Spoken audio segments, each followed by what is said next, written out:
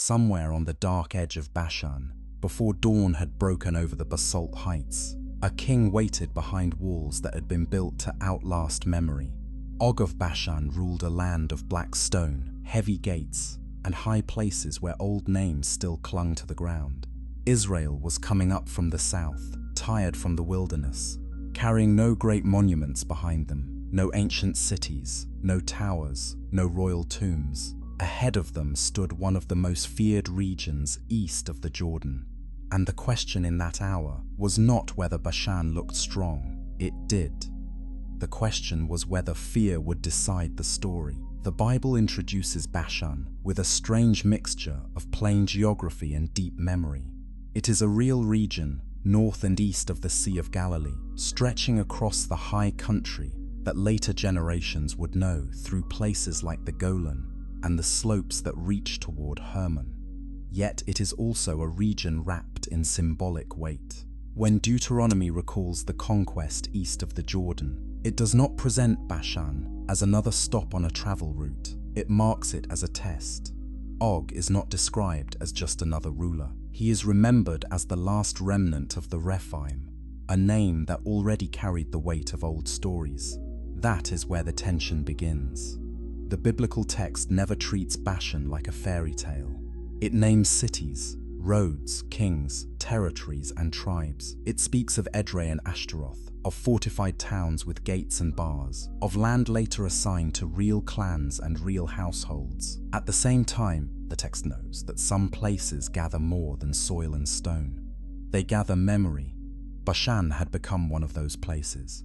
It was fertile, elevated, strong, and difficult to forget.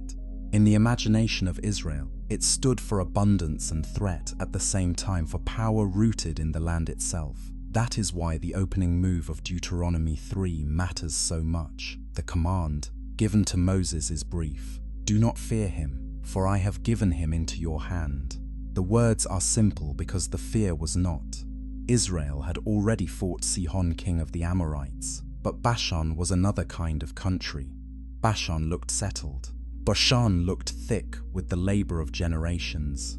Bashan looked like the kind of place that had been strong long before Israel arrived, and would stay strong long after smaller peoples had vanished. A people shaped by the wilderness now had to face a people shaped by walls. The biblical writers never deny that material power can be real. They do not pretend that all enemies are equal, or that every battle feels the same. Bashan is allowed to appear formidable. Og is allowed to cast a long shadow. That honesty gives the story its force. Faith in these texts is not the absence of frightening facts. It is trust in the middle of them. The same land later echoes through poetry and prophecy. Bulls of Bashan in Psalm 22 become an image of violent strength, closing in around the helpless. The cows of Bashan in Amos become a mocking image of luxury without justice. The oaks of Bashan in Zechariah stand for grandeur that can be cut down. Again and again, the name of the region carries more than a map location. It becomes shorthand for power with roots, power with weight, power that assumes it will endure. And yet the first thing the Bible does with that power is set it under a sentence. Not because stone walls are evil in themselves, not because fertility is a sin, but because every human order, however old or tall, must answer to the God who brought a people out of Egypt and led them across waste places. That is the point of the scene at Edrei. The battle is real, but the battle is not ultimate. The fear is real, but the fear is not Lord. Before the story moves into the names of giants, before it reaches the ringed stones and the iron bed, it pauses over a deeper truth. Bashan is the kind of place human beings trust when they want permanence they can touch. High ground, strong gates, rich pasture, ancient reputation, visible strength. Israel had almost none of that. They came with memory instead. Memory of slavery, memory of bread from heaven, memory of water from rock, memory of repeated failure, and memory of a promise not yet complete. The clash in Bashan, then, was never only between two armies. It was between two ways of reading reality. One way looked at the land, the walls, the king, and the old stories and said that this is what endures. The other way heard a word spoken in the face of that evidence and had to decide whether the unseen promise of God outweighed the visible confidence of stone. Everything that follows grows out of that decision. A land built of stone. To understand why Bashan carried such force in biblical memory, it helps to begin with the ground itself. Bashan was not a soft land. It was fertile, yes, but it was not gentle. Much of the region is basalt country, shaped by ancient volcanic activity, layered with dark stone, ridged by old flows, scattered with heavy rock that does not weather quickly and does not yield easily. In a landscape like that, stone is everywhere. It becomes wall, threshold, chamber, enclosure, marker, tomb. A society living in such terrain learns to build with what the land refuses to stop giving. That matters because the Bible repeatedly links Bashan with strength that feels almost natural. Deuteronomy speaks of 60 fortified cities, with high walls, gates, and bars. Whether the number functions as a precise count, a remembered total, or a way of stressing the scale of Og's domain, the impression is clear. This was no loose cluster of tents. Bashan belonged to the world of established settlement. It had defended towns, political centers, and a network of rule. Power there was not improvised, it was organized. The region's fertility added another layer to its importance. Bashan was known for cattle, pasture, and wooded growth, especially the oaks that later biblical poetry would mention with a kind of solemn recognition. In the ancient Near East, fertile highlands were not just pleasant spaces, they were economic assets. They fed herds, supported populations, and connected trade routes. A place with water, grass, timber, and defensible elevation could accumulate wealth and hold it. This combination made Bashan a land of both prosperity and intimidation. A nomadic or semi-nomadic people approaching such a territory would see more than walls. They would see a settled order that had already mastered its environment. The black basalt of the Golan and the broader Transjordan highlands gave architecture an unusual permanence. In some regions, mud brick rises and falls with time, leaving softer traces behind. In Bashan, stone remembers. Even ruins can look stubborn. Even collapse feels massive. The Bible's memory of Bashan is shaped by that physical reality. This is why later prophets can use the name as an image. Bashan becomes a language for excess, for weight, for pride, for imposing force. But those metaphors were not invented in the air. They rise from geography. The strength of the land helped produce the strength of the symbolism. There is also a frontier quality to Bashan. It sits in a zone where roots, peoples, and influences met. To the west lay the descent toward the Jordan Valley and the Sea of Galilee. To the north rose Hermon, with its water, altitude, and commanding presence. To the south and east stretched lands that opened towards steppe and desert. Bashan was not isolated, neither was it easily absorbed. It stood at a hinge point between settled and open worlds. That liminal position may help explain why it drew so much memory around itself. Borderlands often do. When the Israelites approached from the wilderness, they did not enter Canaan first, through the coastal cities or the central hill country. They came up through Transjordan, where their earliest decisive victories over kings took place. That path mattered. Before they crossed the Jordan into the land west of the river, they faced strong kingdoms east of it. Sihon and Og stand at the threshold.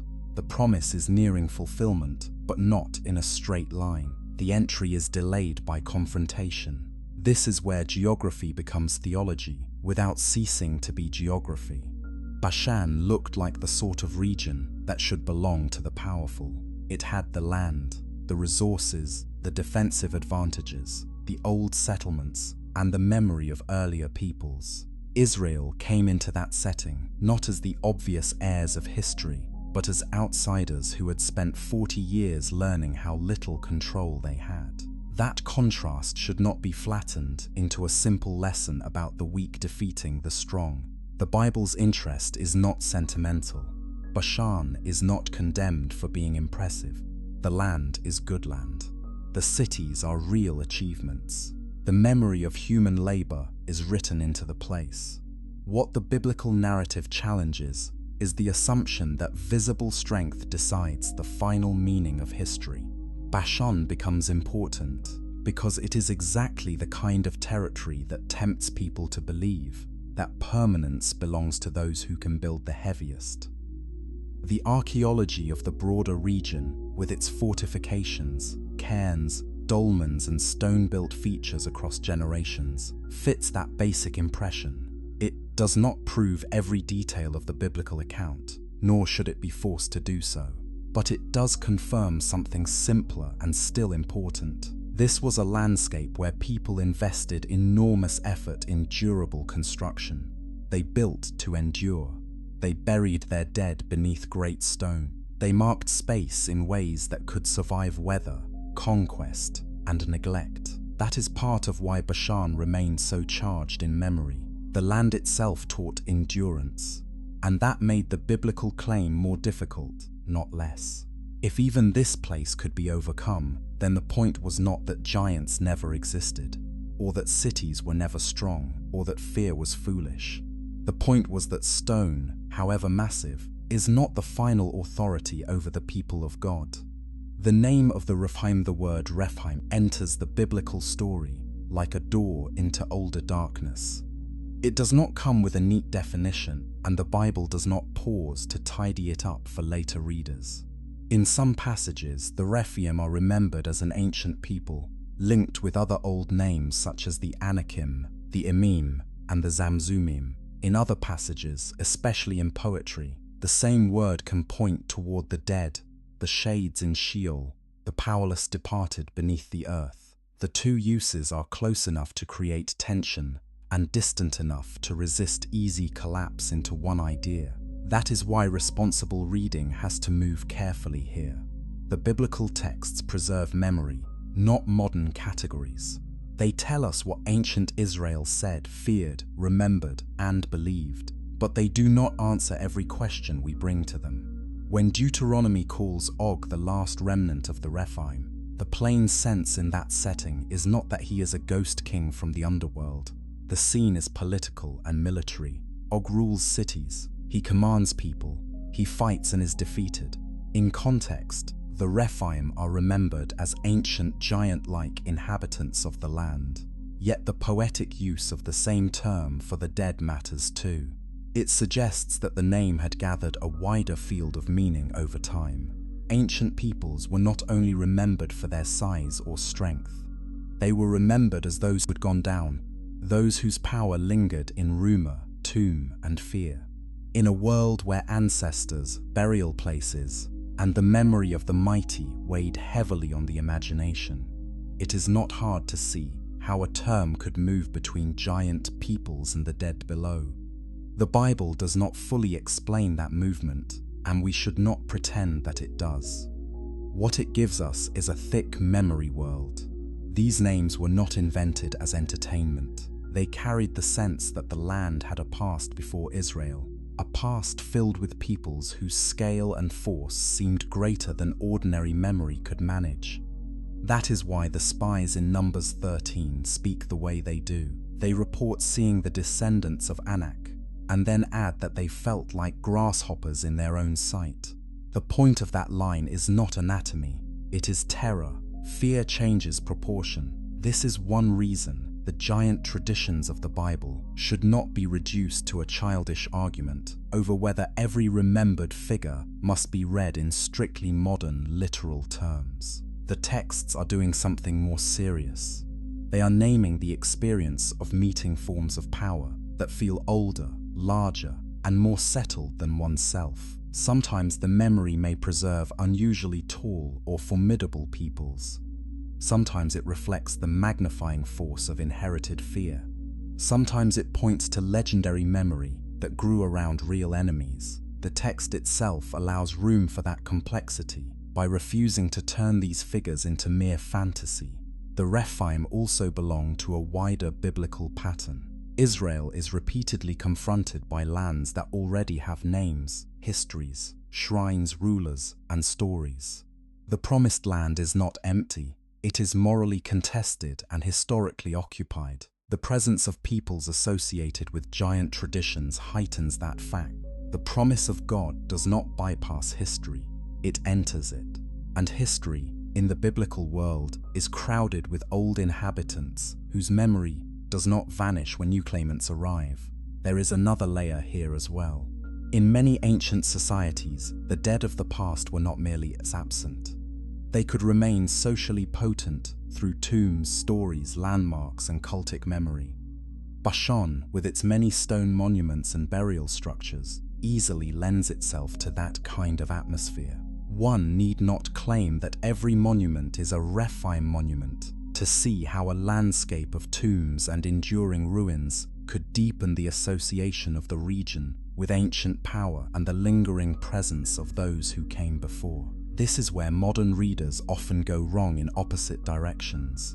One error is to turn the Rephaim into pure myth and dismiss the texts as imaginative folklore with no historical root. The other is to force every detail into a sensational system, as if the Bible had been waiting for later ages to decode giant secrets hidden in plain sight. The text is more restrained than both approaches. It remembers powerful ancient peoples. It preserves old names. It lets language carry more than one resonance, and it keeps the main focus elsewhere. That focus is not on satisfying curiosity about extraordinary beings. It is on showing what happens when Israel meets the memory of overwhelming strength. In that sense, the Rephaim matter because they intensify the human problem. What do you do when the land ahead of you is filled not only with armies and cities, but with stories that make those armies and cities feel larger than life? How do you move forward when the enemy seems backed by the weight of old memory itself? The biblical answer is never to deny the pressure of that memory. It is to place it under the word of God. The Rephaim are remembered, but they are not sovereign. Their name survives, but their power does not. That is why Og can be both historically placed and symbolically charged. He is the last remnant, which means he stands at the edge between inherited terror and collapsing authority. The old name has one last king. Bashan has one last great test. And then the story moves on. Og and his 60 cities. Og comes into the narrative with remarkable economy. The Bible says little about his personality, almost nothing about his inner life, and very little about his court. That silence is part of the effect. He appears as a figure already known, already weighted with reputation. King of Bashan, last remnant of the Rephaim, defeated at Edrei, his kingdom taken. Sometimes the briefest portraits feel largest because they arrive with no attempt to persuade. Still, the few details that are given are telling. Deuteronomy places Og over a region associated with Argob and speaks of 60 cities fortified with high walls, gates and bars, besides many unwalled villages. The point is not just that Og was strong, it is that his strength had shape. He governed a network. His power was distributed across towns, infrastructure, and defended population centers. This is kingship as administration, not merely brute force. That matters because the Bible resists turning Og into a cartoon giant. Even the famous note about his bed, or perhaps bedstead, preserved in Rabbah of the Ammonites, works in that direction. The text says it measured 9 cubits by 4 cubits by the common cubit. Whatever one concludes about the exact object, the detail has the feel of public memory. It is like saying that there was still something people could point to, some relic associated with Og's greatness, some material reminder that his reputation had not been invented yesterday. The passage does not ask readers to stare at the measurement in wonder for its own sake. It anchors memory in an object. Was the bed literally his sleeping place? Was it a ceremonial couch, a sarcophagus, a later memorial, or part of royal display? The text does not settle those questions, and later interpreters have speculated in different directions. But again, the basic impression is stable. Og belonged to remembered grandeur. His name had become attached to a piece of material culture, so striking that Deuteronomy still mentions it. The political background also deserves attention. Og is usually placed within the wider world of Amorite and Transjordanian kingdoms in the late Bronze memory of Israel.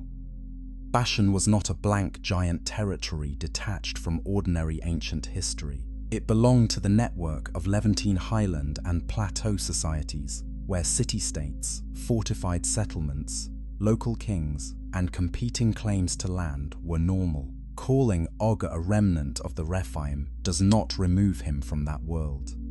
It places a remembered figure of unusual weight inside it. This balance is one of the strengths of the biblical account. Og is at once historical in setting and enlarged by memory. That is often how real enemies are remembered. They become more than data without becoming unreal. The Bible does not tell the story as though a monster from nowhere suddenly attacked Israel rules known places. He comes out to battle at Edrei. His defeat leads to territorial occupation. The tribes of Reuben, Gad, and the half-tribe of Manasseh later inherit parts of these lands. The memory is embedded in geography and settlement, yet Deuteronomy also wants the reader to feel what kind of victory this was. Og is not only one king among many, he is a last remnant. That phrase turns him into an endpoint. A line is closing, an older presence is being judged. The text reads his fall as more than political turnover. It is a sign that even the most intimidating inheritance of the land can be broken. There is a sober realism in that perspective. Ancient kingdoms often legitimated themselves through age, ancestry, and local prestige. The older the house, the stronger the claim. The deeper the roots, the harder it was for outsiders to challenge it. Og's link to the Rephaim gives him exactly that kind of depth. He does not merely occupy Bashan. He seems to embody its old strength. The Bible answers that embodiment not by making Israel impressive, but by making God decisive. That is the controlling theology of the episode. Israel defeats Og. Not because they become giants in their own right, nor because they suddenly acquire better cities, nor because the Rephaim turn out to have been an illusion.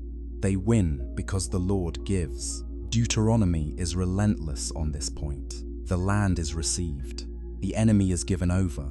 The victory is an act of divine fidelity, not an achievement that flatters the conqueror. This guards the story from two distortions.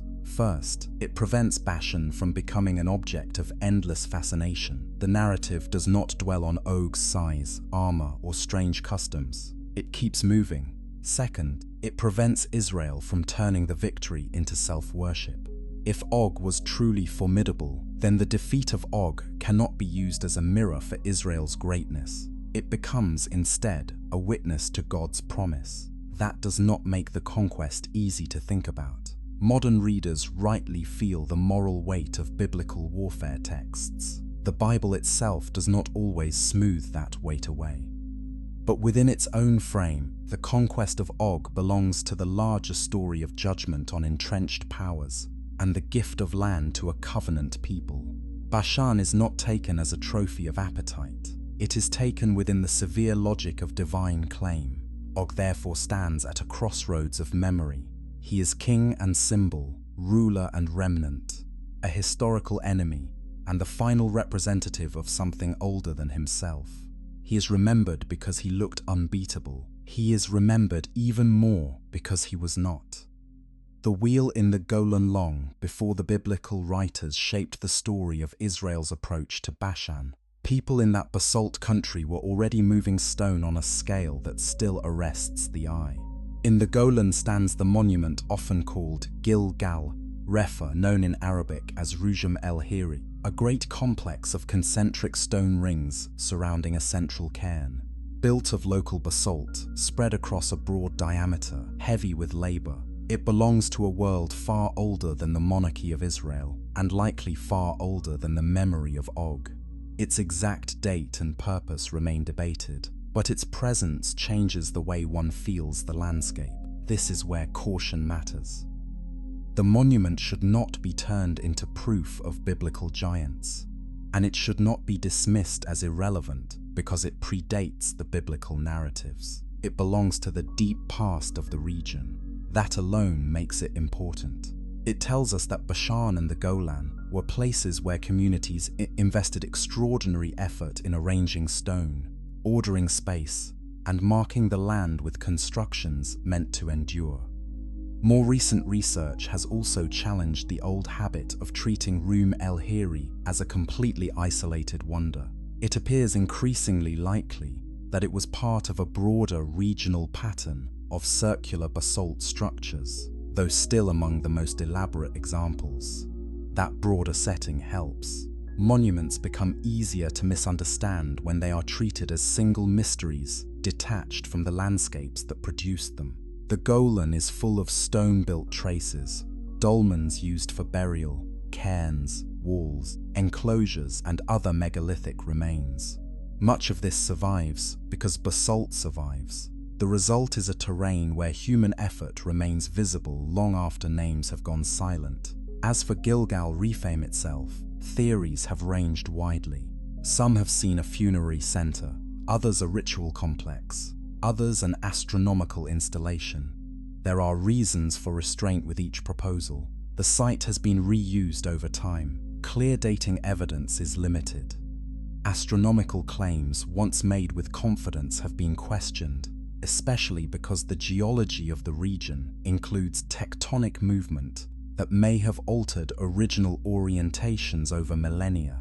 It is wiser to admit uncertainty than to force certainty out of a monument that has kept much of its silence. And yet silence is not emptiness. The structure still says enough. It says organized labor. It says planning. It says a society able to command time, bodies, and materials for something beyond immediate survival.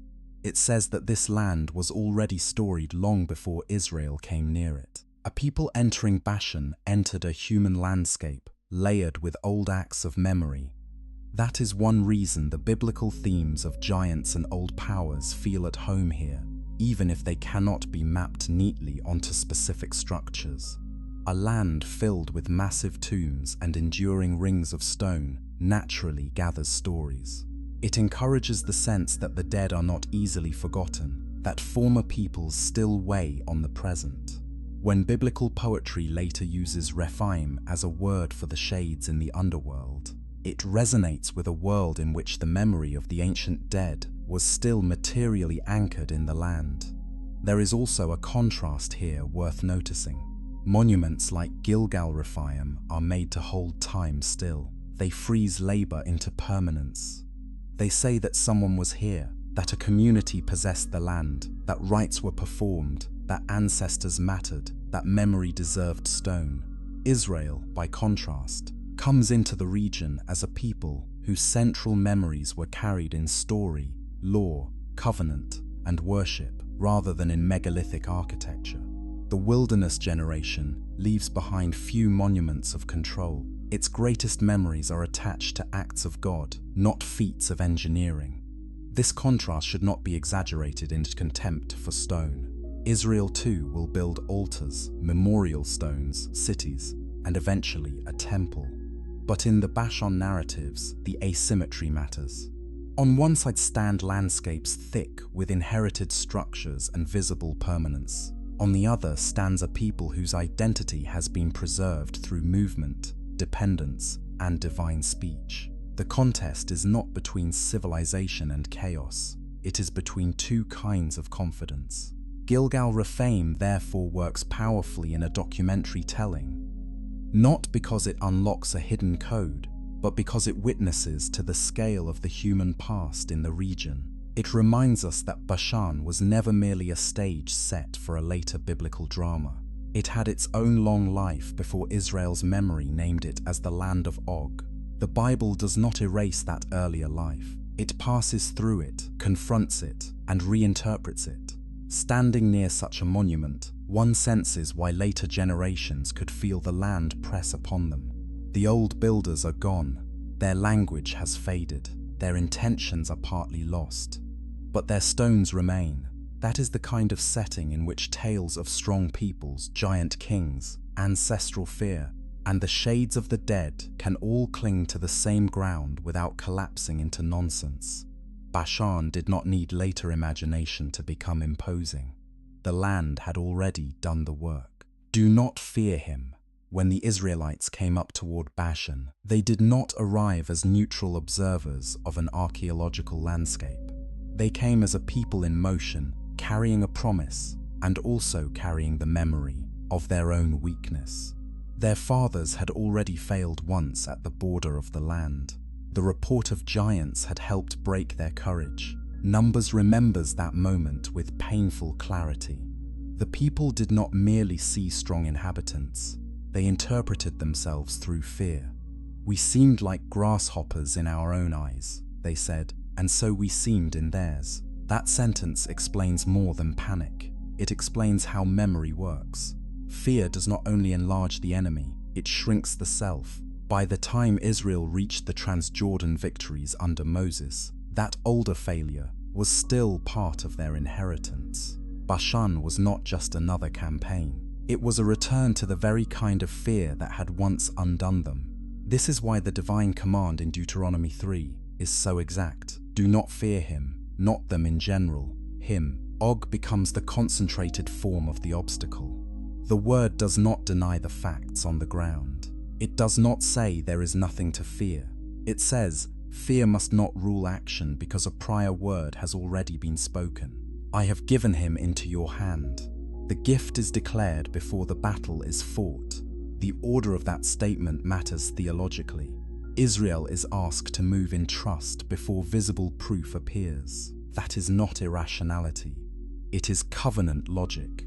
The God who brought them out of Egypt, sustained them through judgment and wandering, now speaks again at the edge of fortified power. Bashan is meant to be read through that relationship, not through its walls alone. The battle itself is narrated with striking brevity.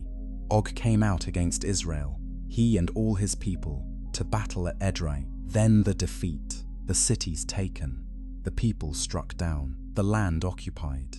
Ancient battle narratives often celebrate gore or tactical brilliance. Deuteronomy does neither. Its restraint directs attention elsewhere. The story is not really interested in glorifying Israel's military technique.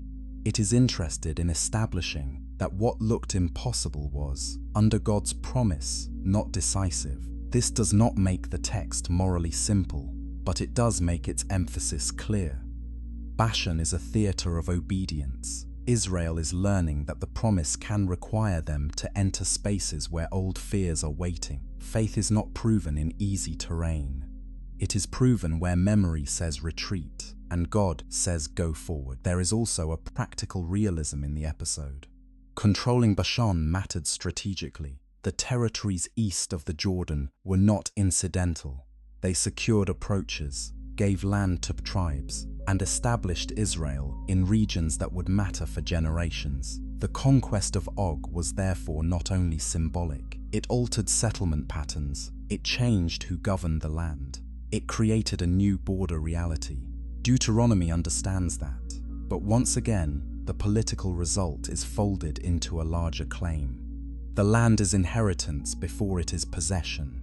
Moses himself stands poignantly within this tension.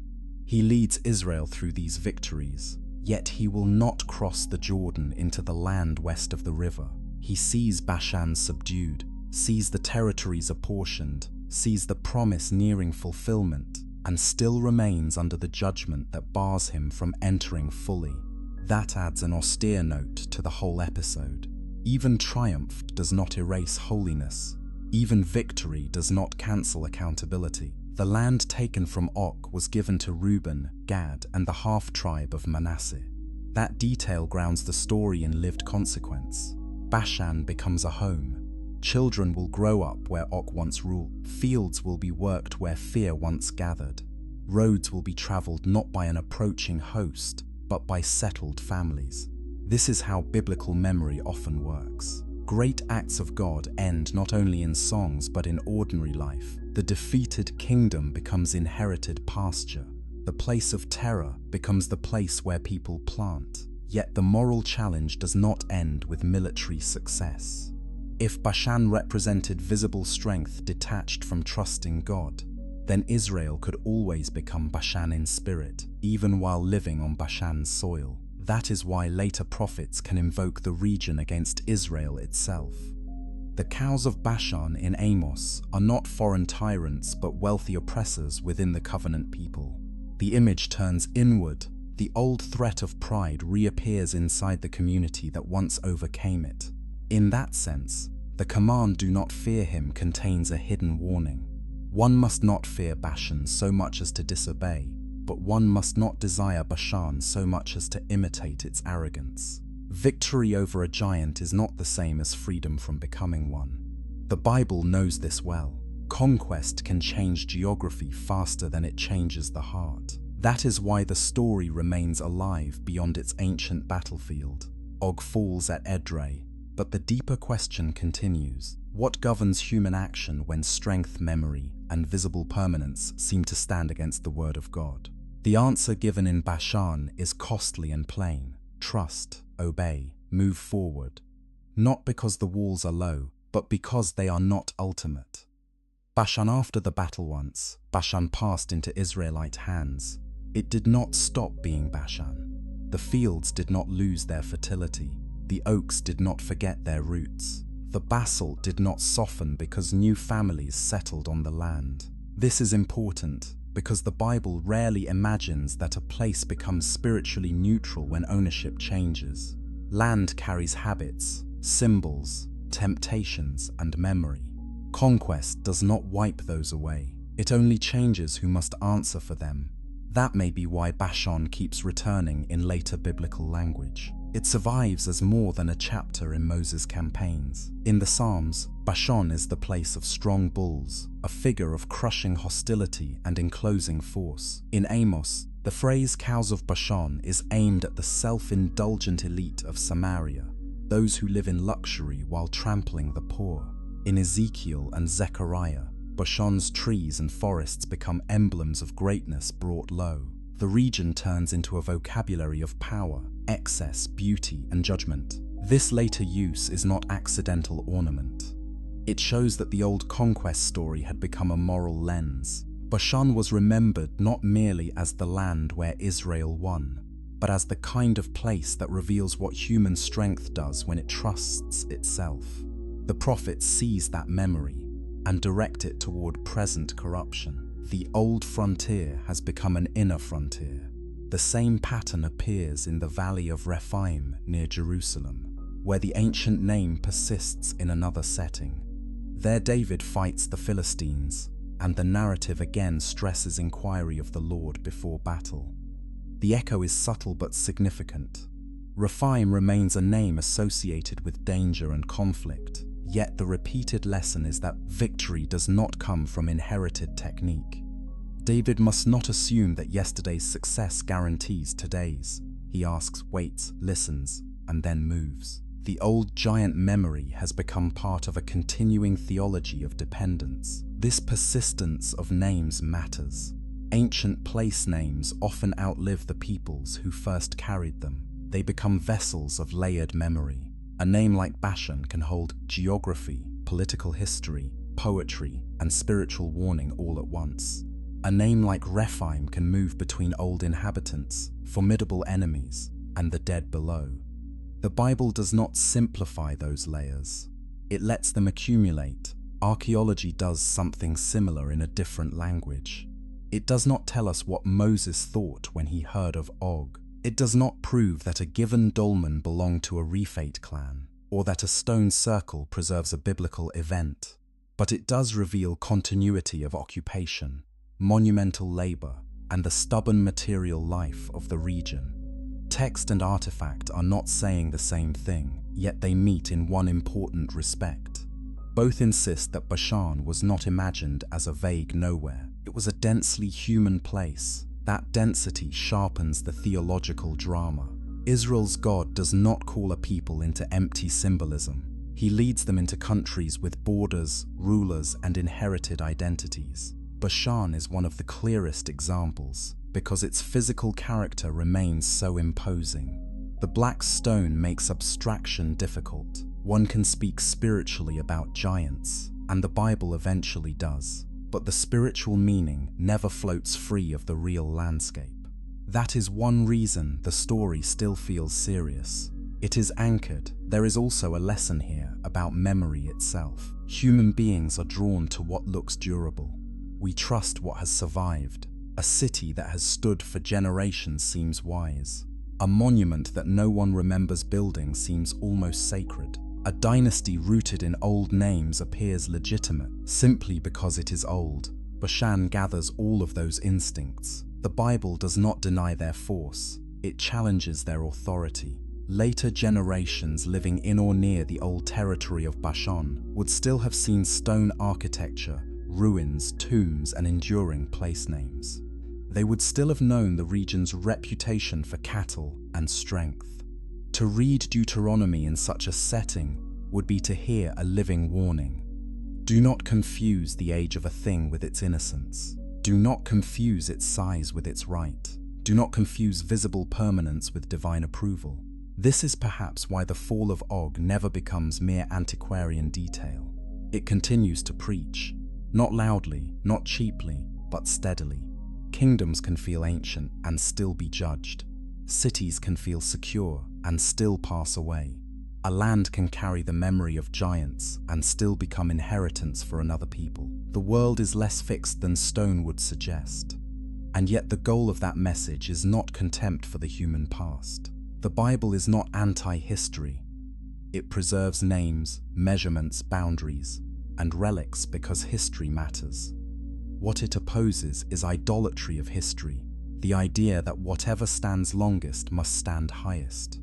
Bashan after the battle becomes a classroom in that distinction. The land remains impressive. The conqueror passes. The name survives.